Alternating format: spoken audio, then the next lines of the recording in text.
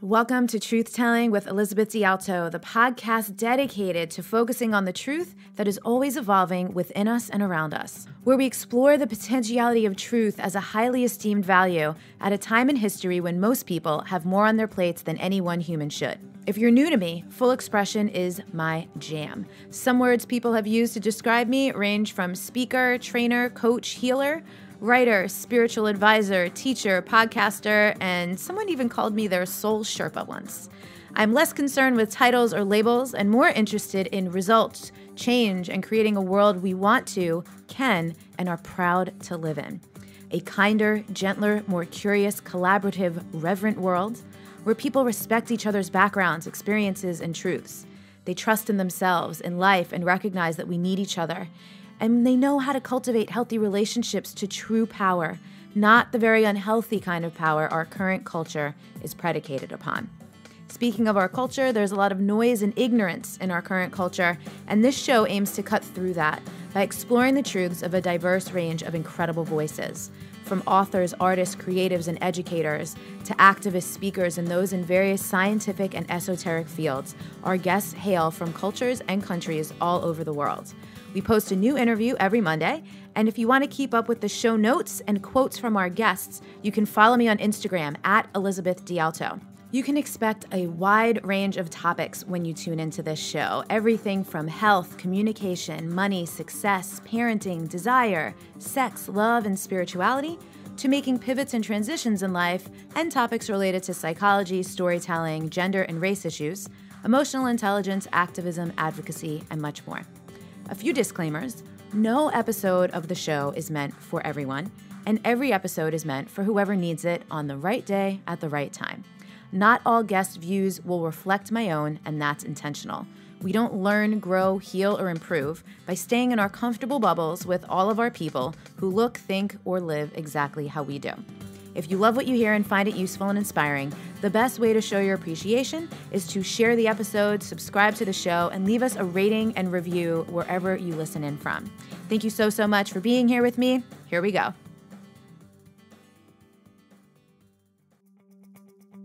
What's up, everybody? This is episode number 268 of Truth Telling with Elizabeth D'Alto, and today's guest is someone I've been wanting to have on the show for a while, Desiree Adaway. Desiree is a seasoned nonprofit consultant and facilitator who is known by staff, senior leadership, peers, and partners as being great at open, honest, and productive conversations, which is exactly what we had in this episode today. Her big truth was that Black and brown bodies are expendable. From there, we got into a few really important distinctions. We talked about unity versus solidarity, discussion versus debate, and diversity versus equity, inclusion, and social justice. We also talked about allyship, accountability within community, whiteness, racism, finding ways to communicate that work for everyone, and the importance of listening. We talked about a ton of other stuff too. Desiree geeks out on frameworks, which I love, and we got into some of that. This is a really great episode to listen to more than once and share with your friends, family, and colleagues as a tool for unpacking and raising your awareness around these things. So enjoy this one. There's a bunch of resources. The show notes for this are at untameyourself.com/TT-268. Again, that's untameyourself.com/T as in truth, T as in telling -268. If you are a podcast listener who listens to the show in iTunes and you send me awesome messages, ping me on Instagram, let me know how much you love the show, please go on over to the iTunes app and leave us a 5-star rating and review as well. Let people know why you keep coming back, why you continue to listen, and why you recommend it to your friends. It's super helpful for people when they're searching in iTunes for things about the topics that we share here, the conversations that we have, and, for people who are wanting to connect with, as I always say in the intro to the show, the truth that is always evolving within us and around us. So thank you in advance for that, and let's get into today's show. All right, everyone. I feel like I say this every time. You know, I'm just an excited, enthusiastic person if you listen regularly, but I'm particularly excited about this podcast interview. Desiree Adaway is someone I've been following for a while. You heard me describe who she is, what she does, and some of her accolades in the intro. But this is a person I've been learning a ton from just by following along on social media. And so I'm excited for a deep and informative conversation here. Might be triggering for some folks, but you know that's how we roll, and that is why the show is called Truth Telling. So, Desiree, what is a truth that's having a big impact on your life right now? I would say the biggest truth that's having a deep impact on my life right now is the truth that Black and brown bodies are expendable. And that's for a couple of reasons. Thursday will be the 4th anniversary of Mike Brown's death in Ferguson. And I think that was, for a lot of folks in this country, I think that was their wake-up call. Yeah. If you ask a lot of people, they'll say, you know, I'm always like, what radicalized you? And they're like, Mike Brown, like what happened in Ferguson, that uprising, I think opened a lot of eyes in this country. But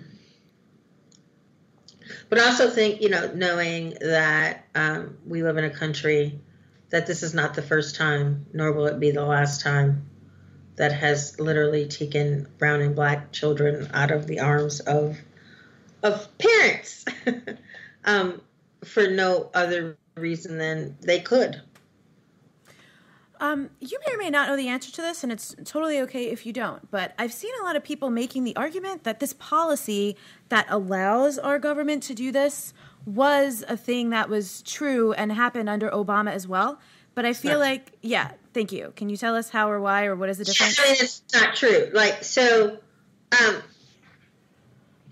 it's not true for many reasons. It's not true, one, because when these folks who are coming are seeking asylum, and every country in the world has agreed that there's a system for seeking asylum, and you get to come into the country and seek asylum. And so this was blocking folks who are literally coming with a legal reason to seek asylum in this country, blocking them from doing that. I've heard some people say, well, it is because they're taking kids away from folks who have felonies. How many of your neighbors have felony convictions and nobody came and took their kids? Right. No, it's not true. It is not true on any level. There were pieces of this that were part of the Obama administration, and I'm not a professional on this at all.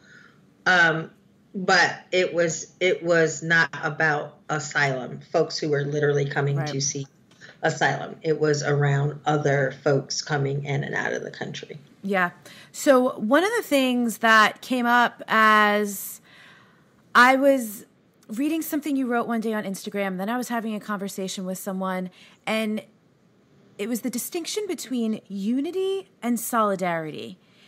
And it was such an important distinction, not something I'd ever fully wrapped my brain around before.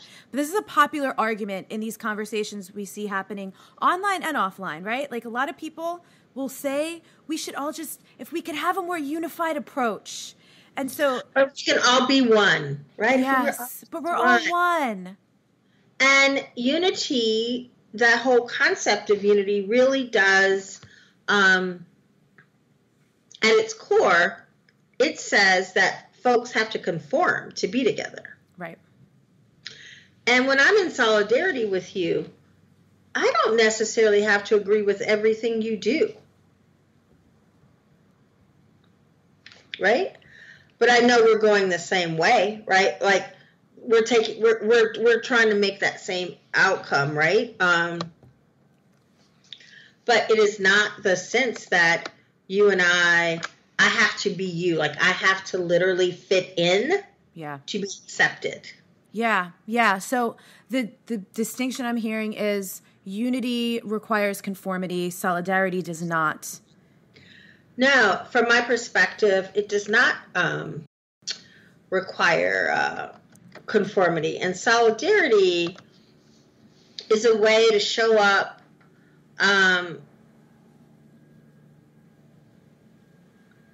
so this unity tries to give you this undivided entity, which we know isn't true and doesn't happen. Right. So, and solidarity, I don't have to be you to understand your humanity. Yes. I don't have to have your lived experience to know that you deserve health care. I don't have to be a woman in a wheelchair to know that that woman in a wheelchair deserves all of these things simply because she's human. Yeah. Right? And so there's a great piece that was written by, it's on the blog, Black Girl Dangerous. I don't even think they write anymore. But they really talk a little bit about unity and how unity has been used as a way to silence people, right? So if you just be quiet about that one issue you have and get in a line with us, with the rest, right?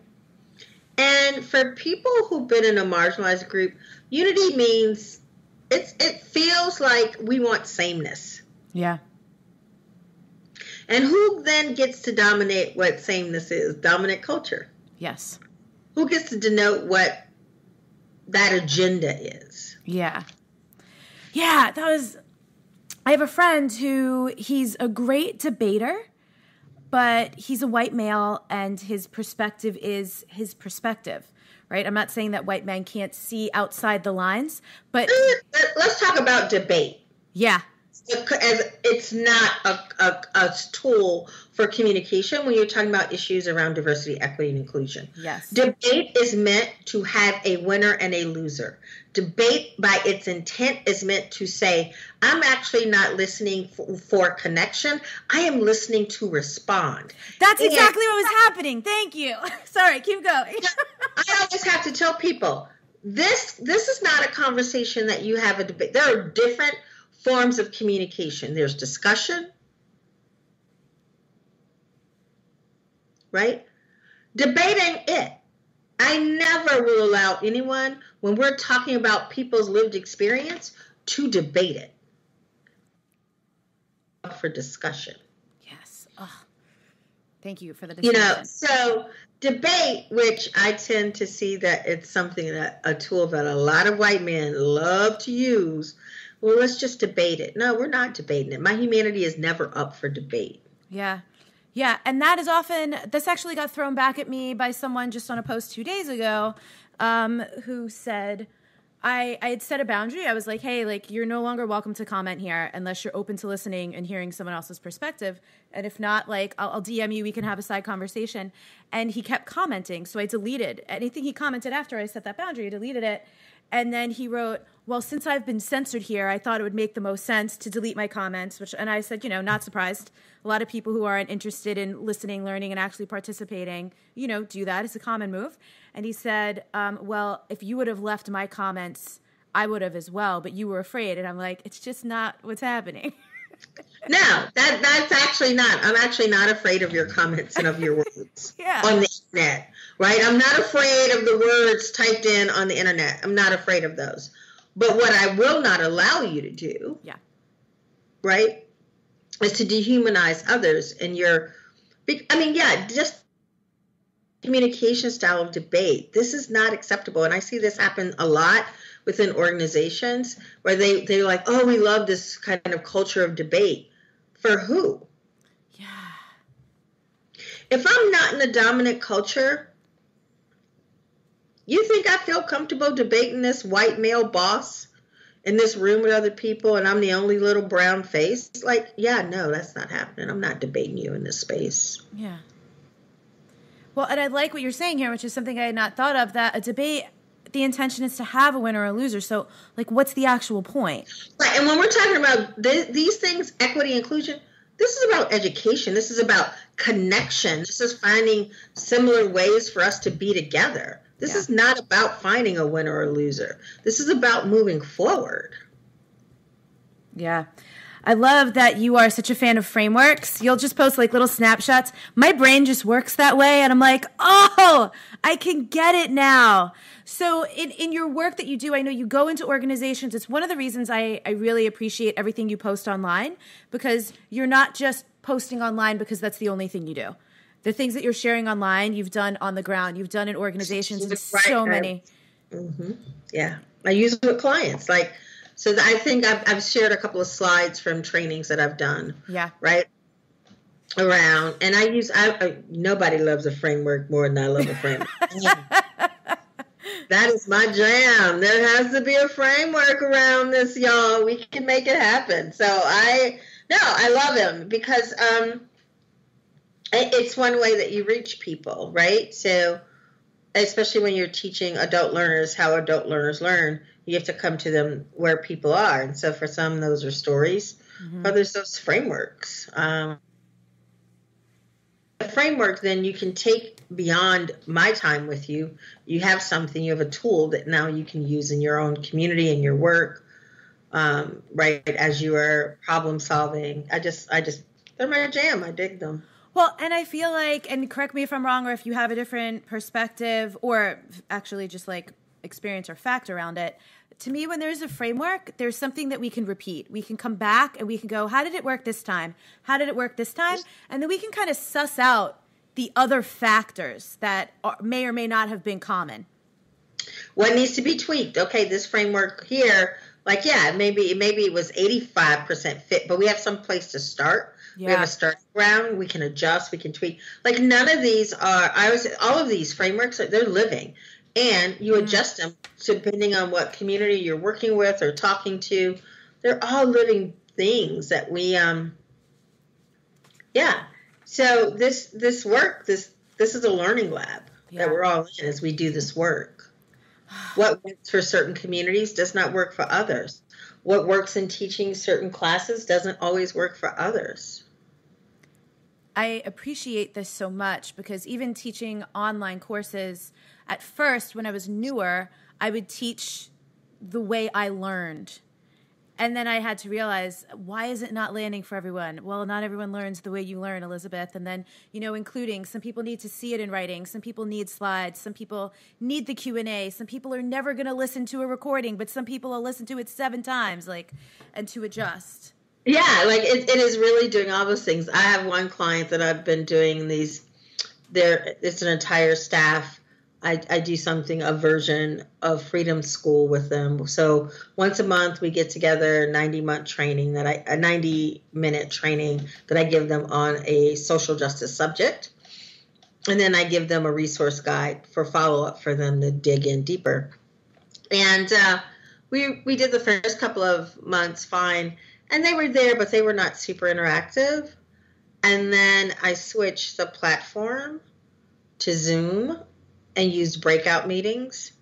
And they became super interactive. And that was because for them, which I get, even though they worked with folks, kind of sharing some of those stuff in that large format was a little bit more difficult. Yeah. But when there were 4 or 5 of them in a breakout room, oh my God, they felt more comfortable talking and sharing just in that smaller space. So, and they like when people's video cameras on, and sometimes I teach with my camera on, sometimes I teach with it off. And, but they really like the camera on. So I had to train myself to make sure I put my camera on when I'm teaching with them. And as a leader and a teacher, I just appreciate hearing that from people because it might not have been your preference, but if it's more effective, you were willing to make the choice. But communication is not about me. This is where we get, it's like the debate thing. Yeah. He wanted to debate, but that's not it. Yeah. I don't communicate in a way that works for me. I communicate in a way that works for you. Yeah. Yeah. That's the only way communication happens. So if I need to figure out what's your communication style, and I need to deliver it in that style for you. This is one of the biggest things that I geek out on because why are we spending all this time communicating if it's not going to be received? If it's not landing with folks, If right? it's not landing. So I'm curious, you had posted one of the frameworks you posted was a framework for allyship. And, something I see people talking about a lot online these days is the difference between actually being an ally and performing allyship. We see a lot of performance online. So I'm curious, really anything you want to say about that. So you're talking about one of my favorite frameworks by Barbara Love, and it's called Liberatory Consciousness. And liberatory consciousness is this beautiful way of thinking about allyship, which allows you, I think, it's one of the best tools for us to think through steps so that we're causing the least amount of harm. Yes. And when you follow these steps, it actually becomes not about you, but it's centered on the community that you're serving. So the first step in allyship is awareness. So I have to know that an issue is happening. I have to understand that, yes, Black men are being killed with impunity by police across this country. Right. So many unarmed Black men, city after city, community after community. Police violence, police brutality is real. And then comes analysis. So I know that police violence, police brutality, and police violence is real. Now I need to dig deeper and I need to get an analysis around what does that really mean. So I actually do my work. I read. I listen to people's lived experience, right? I get research and data. I may do all these things. So the next step is action. So now that I've done my data, I've done my research, I have some awareness, I've listened to real experiences. What do I do? What's the next best action for me as a community member in dealing with this issue? Most of us go from awareness to action. I read something, I saw something, let me just jump right in here now and let me create this thing or let me try this stuff. Instead of getting that deeper awareness. Because we actually make our next decision from analysis and not from awareness. We make the next best choice that will probably cause the least amount of harm from that analysis of knowing where are the intersections. This is giving me goosebumps because this feels so incredibly important. And I'm having kind of like a deja vu moment about this. I'm wondering if I've talked about this before on the show and I'm just not placing the guest, but, and I see this online a lot and I'm wondering, do you see this just as much offline as online? Because I feel like it's just easier online to read something, to become enraged, and then to skip over something that you've said repeatedly now, which is not center yourself, right? We see so many posts that are like, I am outraged, I am so upset. And whenever that's the first line of a post, I just scroll right past it. Mm-hmm. Yeah. No, well, so this is it. When we make decisions, when we go from awareness to action, somebody's getting left out. Somebody's getting harmed. Somebody's getting hurt. Mm-hmm. Right? So I just saw a post, a tweet that I will read to you, which, it's not an area that I know a lot about. It's one of my learning edges, which is around ability and disability justice in this country. But somebody just tweeted, the organization Autism Speaks. They tweeted, wallet card projects help people with autism communicate with police. And someone else responded, teaching disabled people or people with disabilities to use a wallet card to communicate in police encounters means teaching them to put their hands where the police can't see them. Mm. This is dangerous. It is going to get autistic people shot, especially Black autistic people. This is that analysis. This is where the intersections meet. Yeah. This is like the straw thing. Maybe that initial solution works for 40% of the people. Right. But it may put 60% of people in danger. I was sitting at a table last night with a dad and his 10-year-old son at an open mic, and I'm in Southern California, and they have outlawed, I think it's just Los Angeles County, I don't know how far it goes, plastic straws. And so the kid was saying, like, what's up with the straw? And his dad was like, oh, well, it's so good because blah, blah, blah. He's like giving all these reasons. And I can't help myself. I was like, it's actually horrible for people with disabilities who need the bendy straw, who need the flexibility. He's like, wants to debate you about it. Wants to debate me about it. That's something I need to learn how to do. I don't want to be one of those, well, actually, people, but I'm not necessarily great yet at not, like, I want to say something as opposed to not say something, but I have not yet figured out the better way to do it. So here's using our framework. So we have action. We're taking away the straws. What they didn't build into that action is who's going to hold them accountable. Yeah. It can be the environmentalists, which is fine. But if you really had done a deep analysis with the intersection, how is the disability community going to hold you accountable for what this means for them as well? I feel like accountability is often what is the missing thing. It is. Because this is it. We think we can hold ourselves accountable. We can't. It is the community that you're trying to solve the problem. They get to hold folks accountable. They get to say whether or not the solution is working for them. And we don't get to put our little scary freaking emotions all deep up into it. Our defenses nip around. But I tried and I gave you and blah, blah, blah. Right. Again, it's not about you. Not about, you know what this is reminding me of? All those extreme home makeover type shows that were really popular many years ago, where you see the like initial thing and then you find out that those people couldn't keep up the house because like the electric bills were out of control and stuff like that. Totally. So I, in a previous life, I did international development work, and I did write work, and I used to do approved grants for projects all over the world.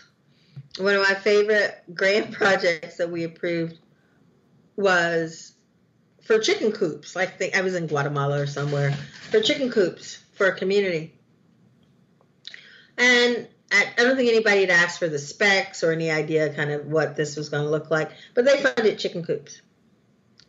Well, when they went down there to do a site visit, there actually weren't chickens living in there. It was a family living in there. Right? So people were like, oh. Or folks would do these projects where they're like, oh, these wheelchairs are usable in some really rough terrain.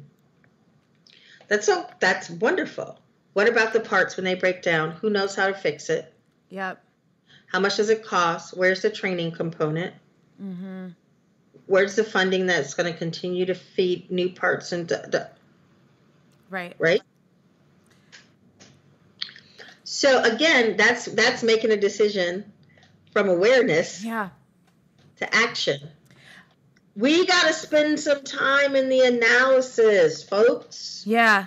Why do you think, I have my own opinions, but why do you think, is this a U.S.-centric thing? Is this a global thing? It's Western. Well, part of it is the savior complex. I know what you need.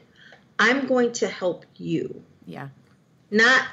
So for me, when I talk about freedom and liberation, the core component to that is self-determination.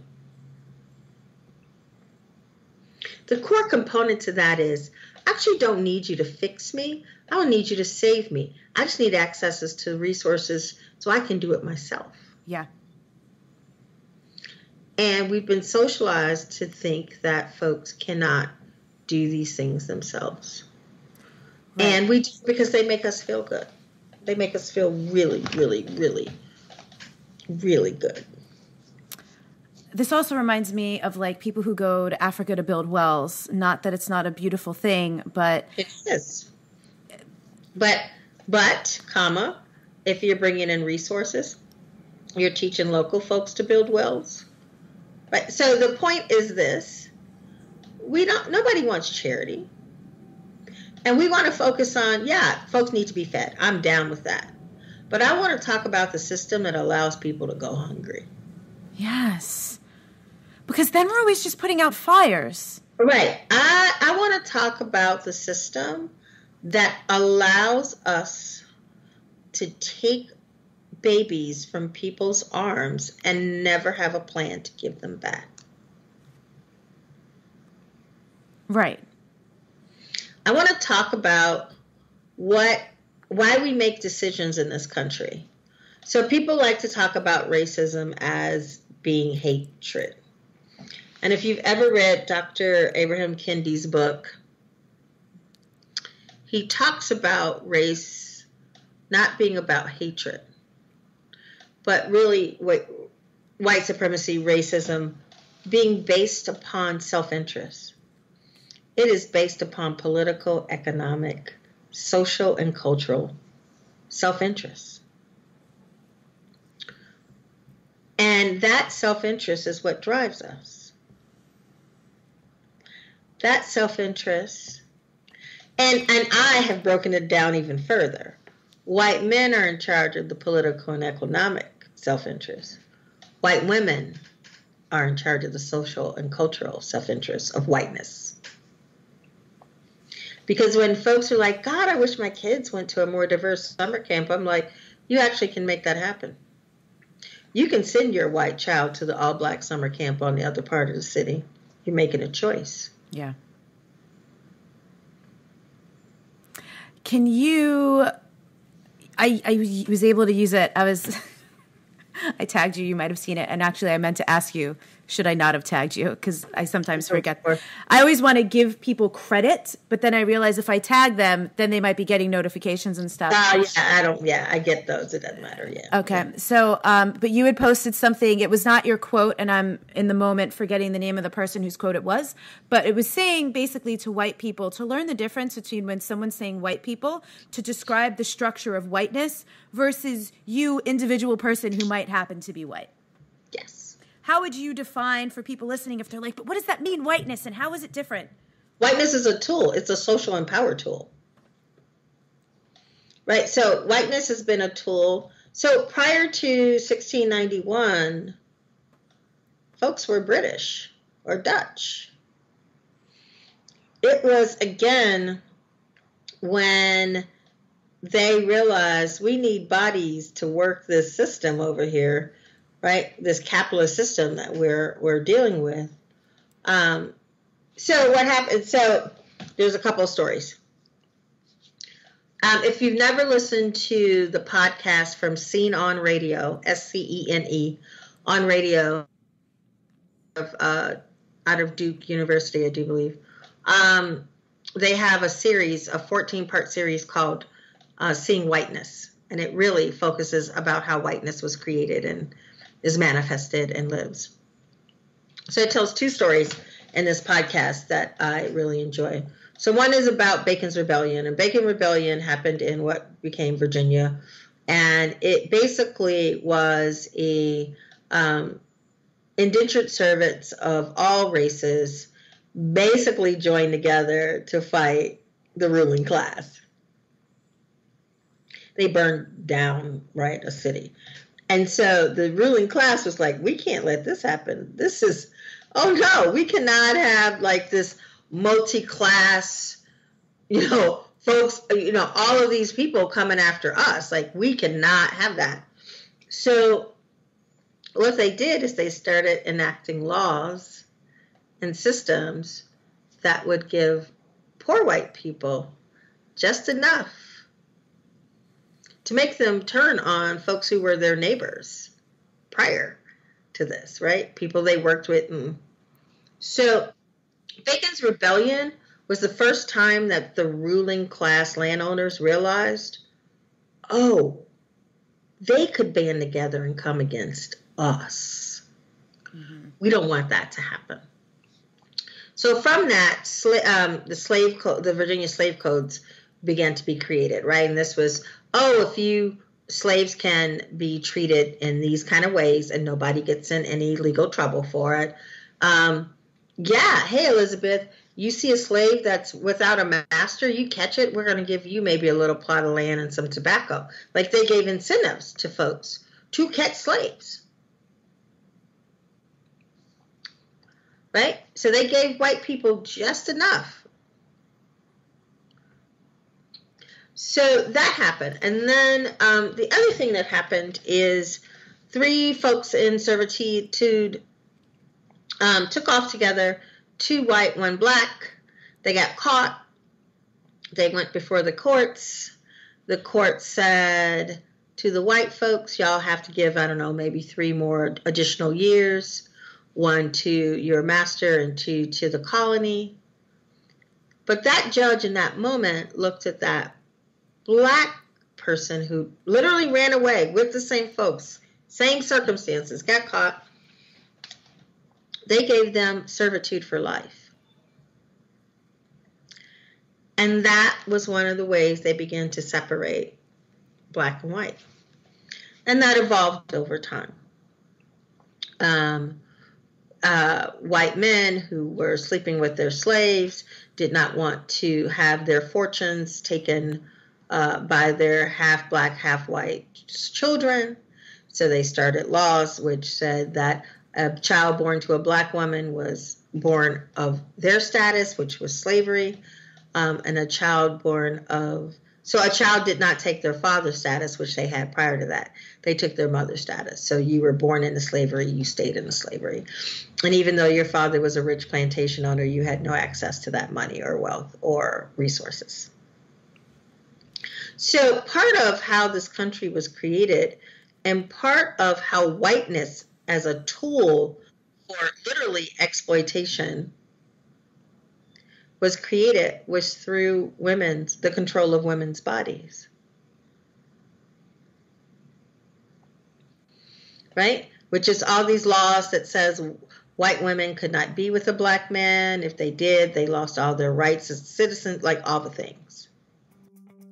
Quick break in the show to share a little story with you all and invite you to something if you're interested. Since 2013, I've come to know that my intuition is always a few to several steps ahead of my current consciousness, understanding of things, expectations, and life experiences.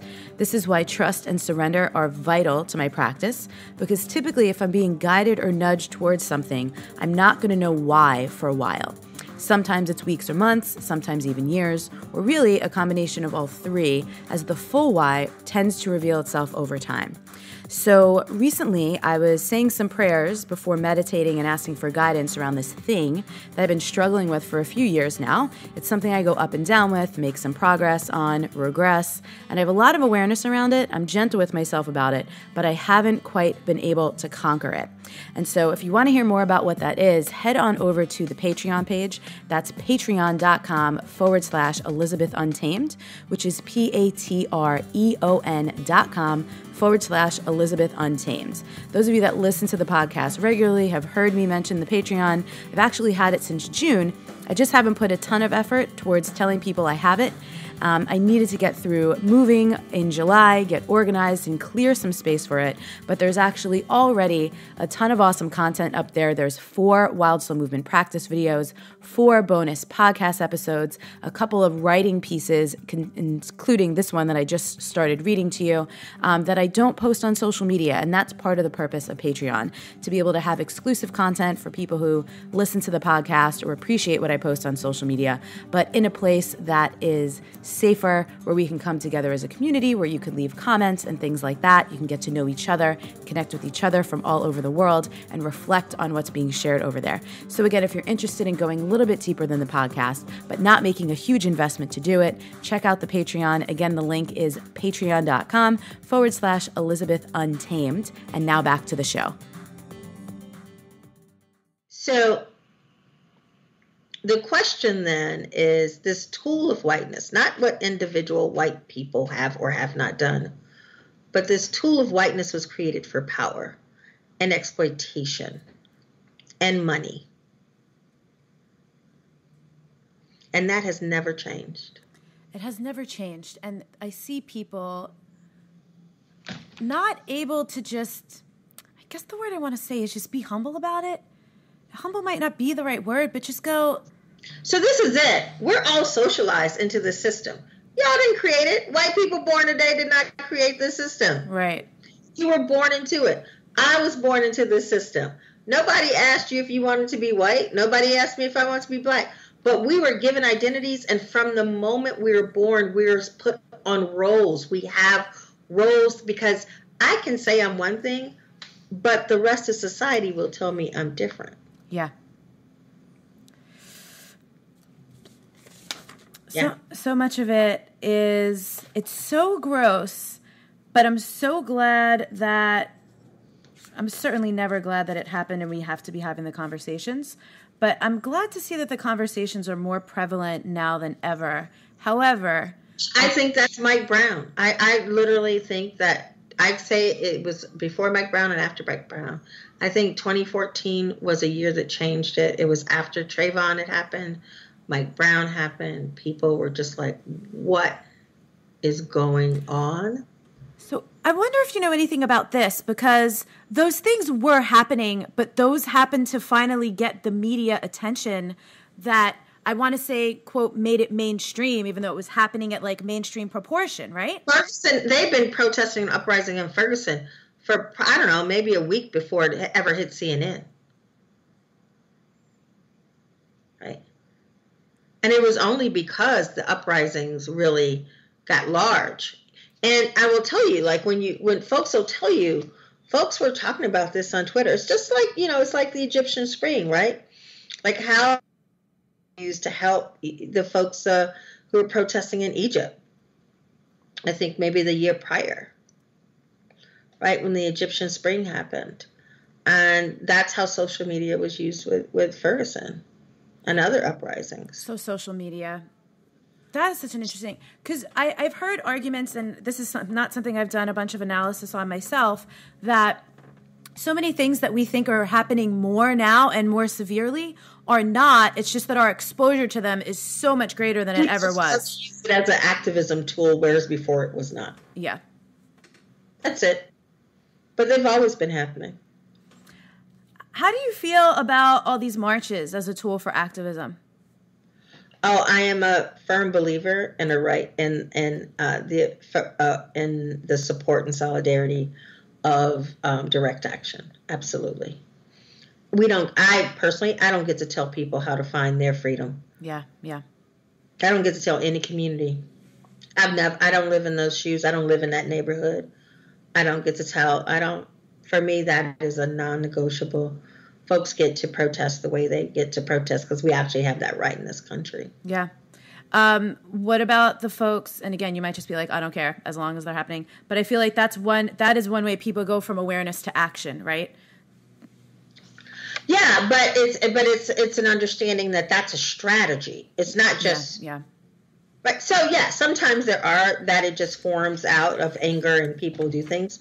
But for the most, there's strategy behind that. Nobody just blocks a highway. There's strategy around what blocking that highway is doing, when it's going to happen, who's going to be out there, who can get arrested. Like all of this is clear when people go out there. There was something I wanted to ask you about the difference between, I know your company, you go into different types of companies in different industries. So I'm curious if you notice that across industries, if any of them are more receptive or more, they take better action. Like, have you noticed that across the board or no? It all depends on leadership. So when people are like, it's the leadership. It doesn't matter where. It's the leadership. So when people are like, Desiree, help us bring more diversity into our workplace, I always say hire better white people first. Mm. And when you say better white people, what does that mean to you? White people who have some awareness around these issues. Yeah. Why would I come and work for a place where I'm going to be microaggressed every day, right, where the leadership doesn't really believe in? Because so I'm a diversity and equity person who hates the word diversity. I focus on equity, inclusion, and justice. I noticed that on your website. I'm like, she doesn't say diversity anywhere. I don't like it. I think it means nothing. It's just checking off a box. Diversity is just having that presence in a room. Yeah. I'm talking about what does shared power looks like? What does it mean to create a culture where people have difficult conversations? Yeah. Right? And so, that sense, I mean, hire folks who have their awareness, who understand, systems, who get it, who get that, there are, women are coming in with a wage gap, right? Don't have a man sitting at the top of your organization who doesn't even believe in the friggin' wage gap. Right. So when you're asking, for me, this is a leadership skill that is just as important as understanding how to read a spreadsheet. If I don't understand how equity and inclusion, how power works, these social structures, if I don't understand that my employees they come into this workplace, but they come in there with the context of everything outside of these doors. Mm-hmm. I don't understand that. I'm not a good leader. Right. And so I'm like, hire better white people. And how do you do that? Then as part of your hiring process, you ask questions, right? Around movements and, people's commitment to equity. And where's the proof of that? How is that shown up? What is their understanding of inclusive? What would they do to make this a more inclusive workplace? Like, those questions are just as important as can you code? How do people respond when you say that?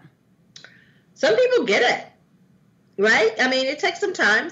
Usually it's some white man in a room who feels some kind of way about it, but I actually don't really care. Yeah.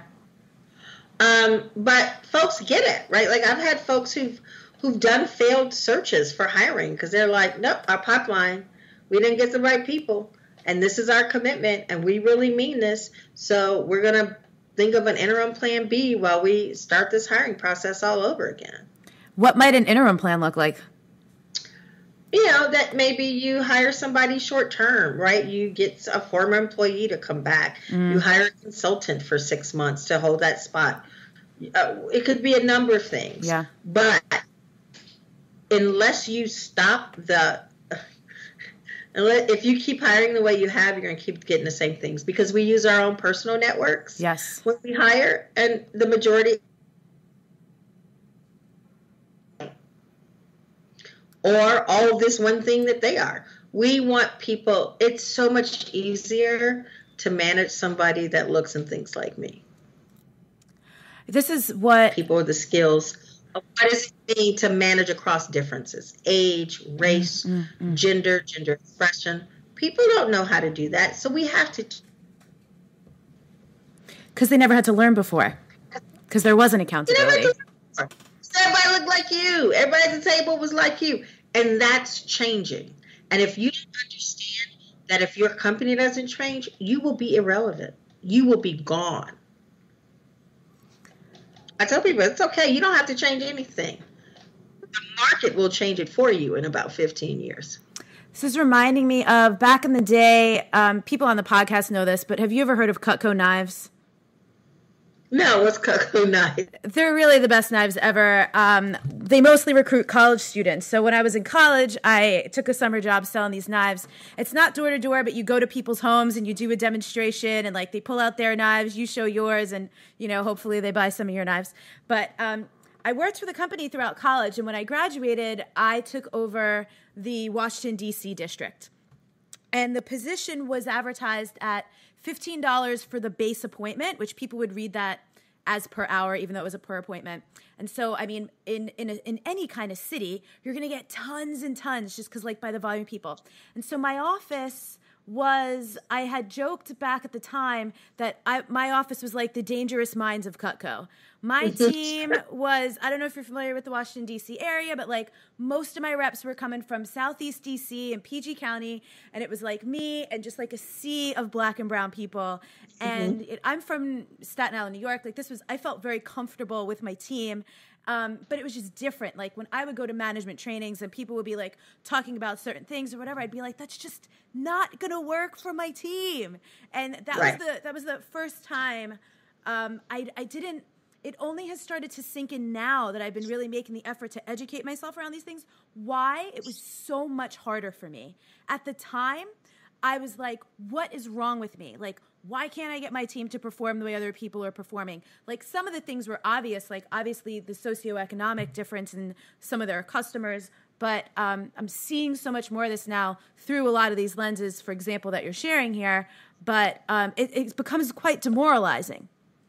Yeah, because the system wasn't made for you. No.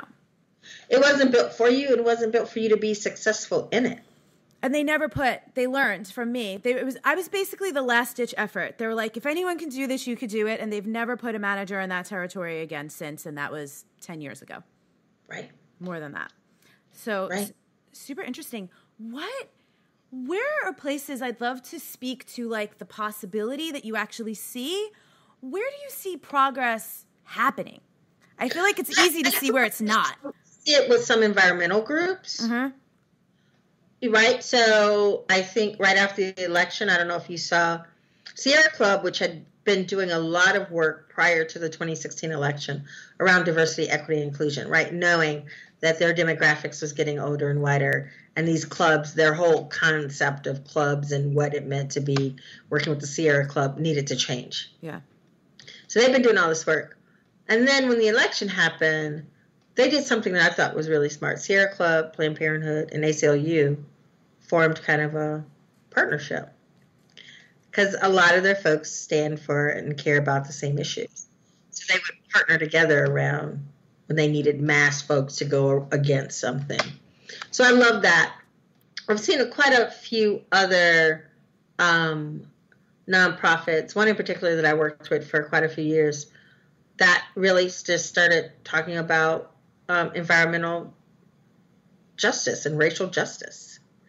Right, and the areas where were the environmental having the most detrimental impact are in poor communities of color, right? And they really explicitly started talking about it in their work. And this past summer, they started a social, they called it a Justice First tour, and they're going around in these small, communities all through the South, talking about environmental racism and having people tell their stories firsthand. And I was just like, y'all brought a little tear to my eye. Well, and that's an intersection that I'm sure. Y'all were all white, and that's all y'all ever talked about was how magical the forests were. And the forests are magical. And, we got to talk about other issues when it comes to it. So it just was really great. Their board, totally went in, it's been really wonderful to see them and their messaging and their work evolve to go to an event that they put on and see Black and brown folks really out there who care about the environment, who really speak to it now for them. They built relationships and communities that they never had. That is cool. And for anyone listening, my internet connection has cut out a few times, so I promise I am not interrupting you on purpose. Sometimes it gets a little choppy, and every once in a while I get a comment from someone, why did you keep cutting that person off? I'm like, it was the internet. I wouldn't do that on purpose. It's all good. You've been wonderful. And that's an intersection, right? Environmental justice and racial justice. So you've used the term intersection a few times. And to my understanding, originally, that term was introduced specifically to talk about the intersection between being a woman and being a woman of color or Black woman. No, it actually was created by attorney Dr. Kimberly Crenshaw, and it was actually used around some legal pieces. Oh, interesting.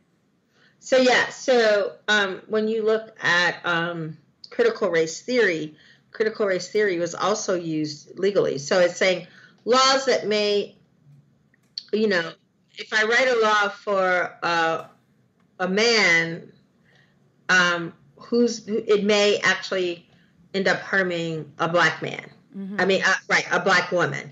If I write a law for a woman, it could be hurting Black women. So it's just talking about where are the intersections, when we're doing this work. So it's been used in terms of intersectional feminism is bringing in the perspectives of who's not centered. Feminism is usually centered by white cis women. Yeah. So that intersectional feminism is just bringing out where are those other non-centered voices and identities that we should be bringing into when, again, we take our framework when we're thinking about awareness, analysis, action, allyship.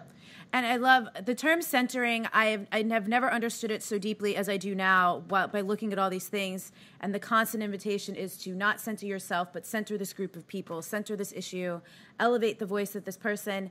And I will center myself in the comment. I've personally never felt more relieved by a concept. Because when it's not, because to go back to your framework earlier, once I have the awareness and I can start doing my analysis, it's so much more easy to get really deep into the analysis if I'm not centering myself. Yeah. Right.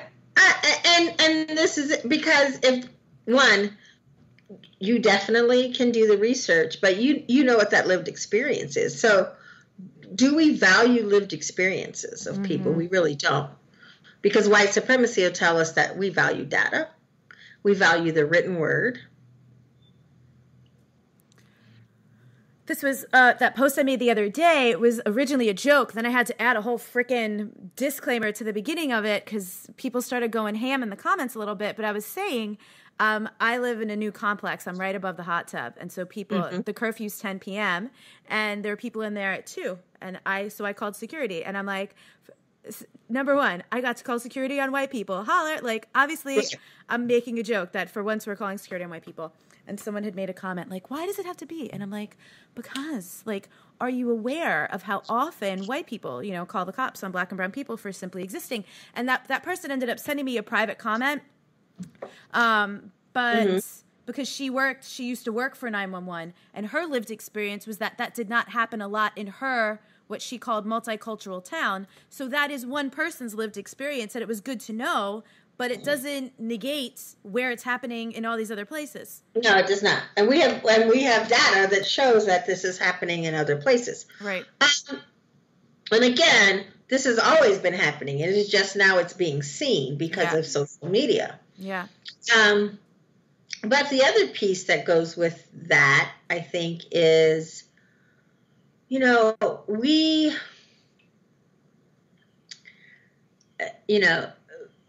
if it didn't happen to me, then it doesn't happen. Right. If it's not a part of my understanding, then is that true? And I will say that's one of the privileges of if you're in the dominant culture, right? You get to look and question. Men do it to women. White folks do it to folks of color. Able-bodied folks do it to people with disabilities. Like, we always look at them and we give them that little, like, really? Is that true? Right? And we know this happens. And I find it really fascinating when people still do it, because I'm like, you haven't learned yet? Like, right. And like, I'm one of those people. I didn't know before. Right. I know now. Right. So I can roll my eyes at it now with compassion for my former self who didn't freaking know either. But like you're saying, when these things are so prevalent with social media, people are just like talking about it everywhere. Like, you are really living in a concentrated bubble if you have no idea anymore. Well, and part of it is you're choosing not to know at this point, right? Yeah. So I think part of it too is like, if you ain't heard what's happening, then you're actually making some conscious choices not to know what's going on. And I find that very common in spiritual communities. Oh yeah, yeah. But there are also people who are like, I just can't. It's too much. It's overwhelming. I'm like, yeah, it is overwhelming. It is. Every day of my life, it's overwhelming. Yes. This is great. Sorry, go ahead. That time I was interrupting you because I got excited. but that's the reality. Yeah. Of it. So I said to somebody, and this was before Sandra Bland, but it definitely has happened, I think more so, that I get every day when I have to drive someplace, I think, do I want to drive today? Do I want to have to maybe have an encounter with the police? Or do I just want to jump in a Lyft and let somebody else take me? Wow. I don't ever get behind the wheel of a car and not think that maybe I'm going to get pulled over by the police. No. This is like a couple years ago on Thanksgiving. I went out with 2 male friends. We made all these care packages, and we went to a concentrated area where we knew there would be a lot of homeless people. And I asked them on the way out, I'm like, at any moment were either of you concerned for your safety? And they were like, no, I didn't think about it at all. I'm like, were you even like noticing the environment or the surroundings or like who was behind us or whatever? They're like, nah.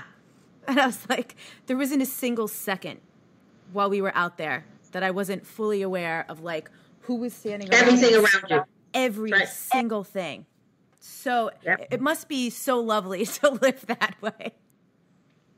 Yeah, I'm fascinated by it. I'm like, really?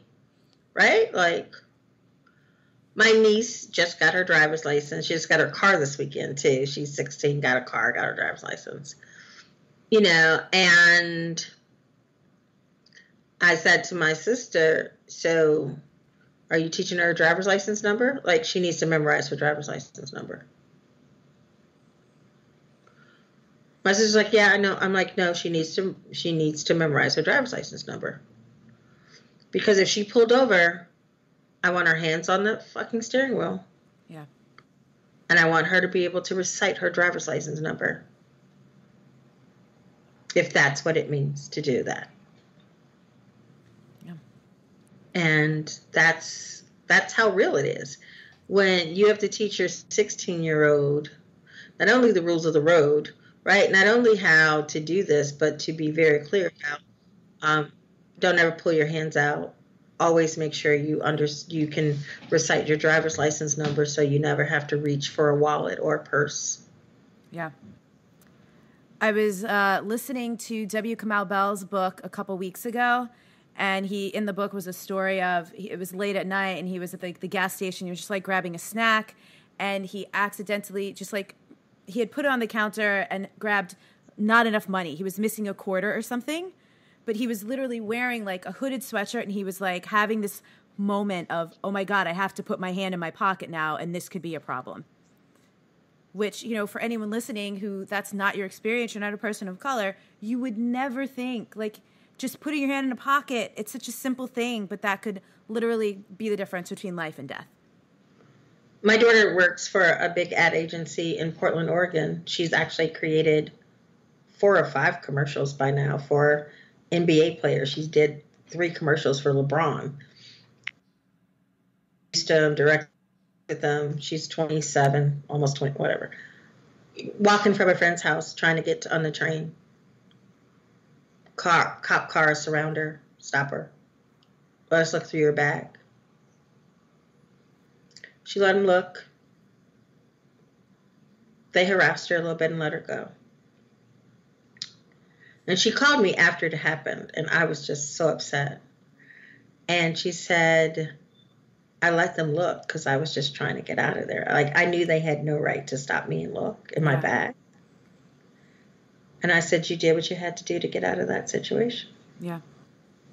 And that's what you needed to do. So when my kid, who's done everything right in life that they've told us we have to do, went to school, got a degree, is working this big job. When she leaves a friend's house, beauty shop on a Sunday with bags that actually had Cambodian food in it because she was at her friend's house who's Cambodian, and cops literally surround her.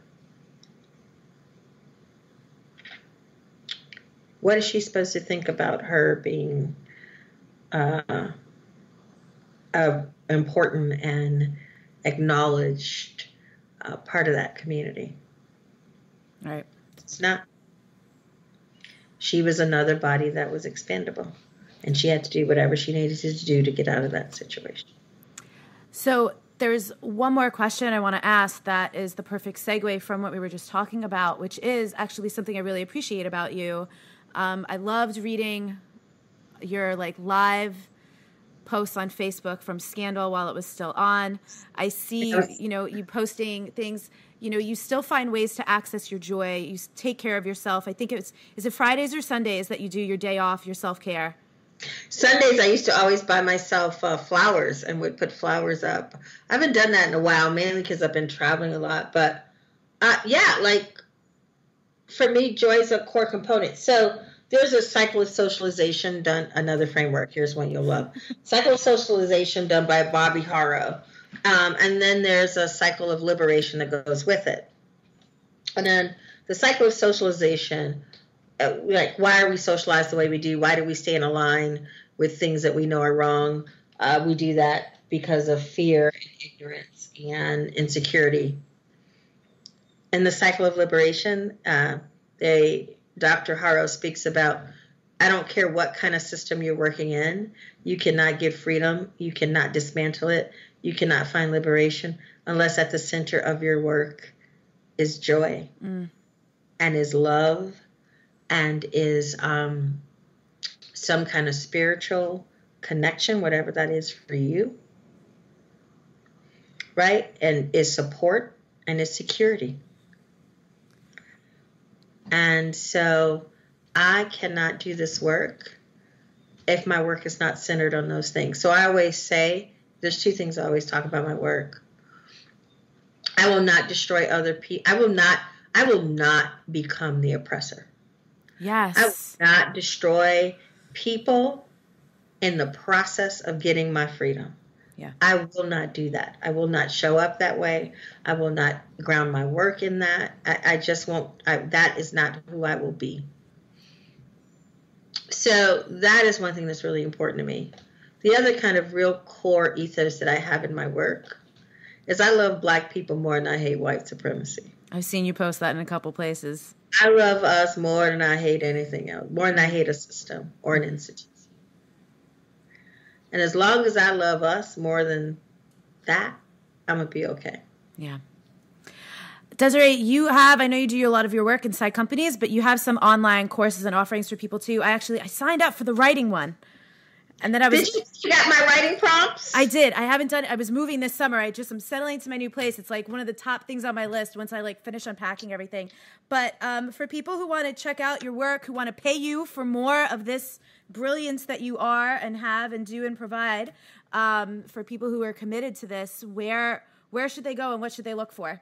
So have a 5-week class that starts in September.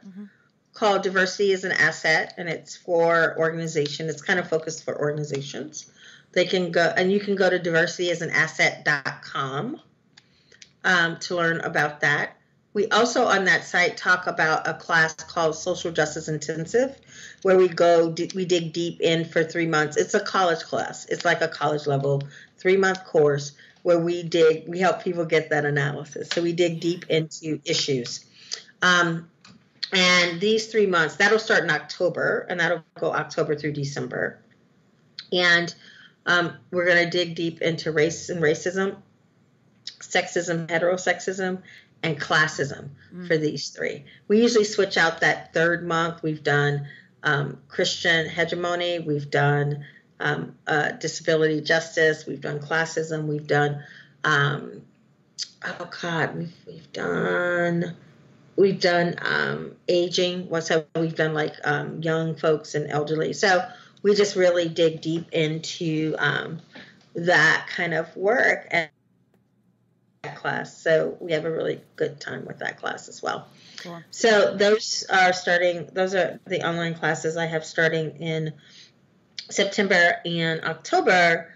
And then in January, I will start another version of my Freedom School, which will be everything that they didn't teach you in school, right? Assata Shakur teaches us that the oppressor has never in the history of the world taught you what you needed to know to overthrow them.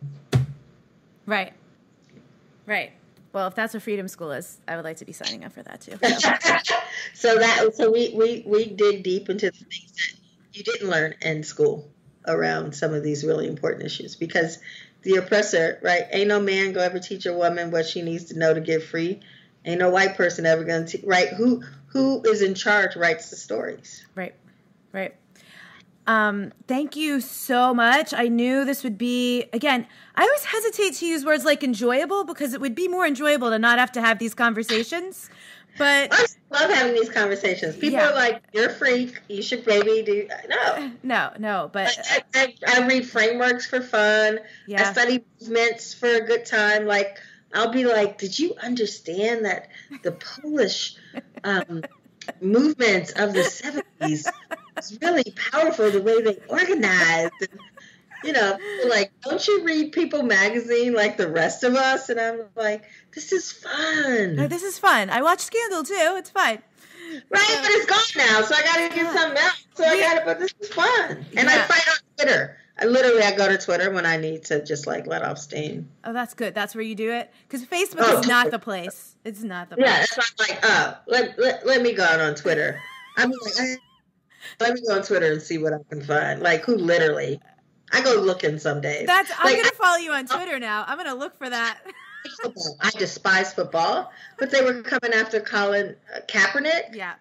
And I texted a friend of mine, and I was like, see, now they got me going on Twitter to stand up for football. I hate football, but now I got to go fight with some people. Why? Because they telling this man he can't kneel. Like, I was just like, I hate that. I hate when I have to go on there and fight for things I don't really like. But I do sometimes too. I think that's the thing. Like some of us, I think some people just like their justice button is a lot bigger than others. So the likelihood that something's going to hit it is high. It's going to hit it. It's high. Exactly. It's going to hit it. So, I hate Megyn Kelly, but I'm not going to let a bunch of, misogynists come and drag Megyn Kelly. So I get really pissed when I'm like, I got to stand up for Megyn effing Kelly.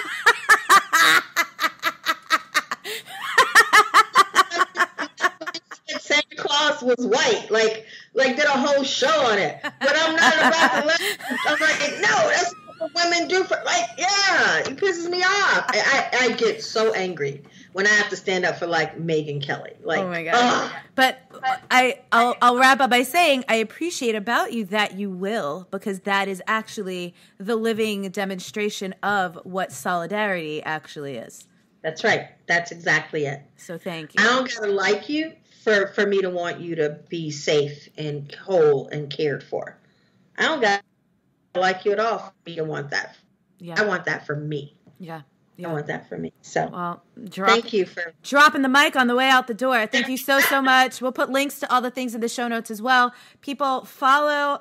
I've been recommending that everyone follow everyone on Instagram these days. I just like it better, and that's where I get the most out of following everyone. So Desiree is Desiree Adaway on Twitter. Instagram. I'm Desiree Adaway on everything. I just had this conversation with somebody. I do not hide because I show up fully at myself in every place. Like, I use my name. Yeah. And I'm like, this is my name. I ain't got nothing to hide. Everything about me. So Desiree Adaway on Facebook, Instagram, Twitter. Awesome. So go follow her wherever you feel the best. And Desiree, again, thank you so much. We'll talk to you later. Thanks. Well, I think inclusivity, what that does is it avoids tokenism. Yes. And diversity is part of it. So inclusivity is like the umbrella over it. So diversity is like, so I need a Black woman, I need an Asian woman, right. I need a man, because we want to have that, masculine voice. So it's like that. It's like kind of just pick, like, let's, put the pieces of the puzzle together. Where inclusivity is like, does this speak to people? Do people feel like they belong here in this conversation?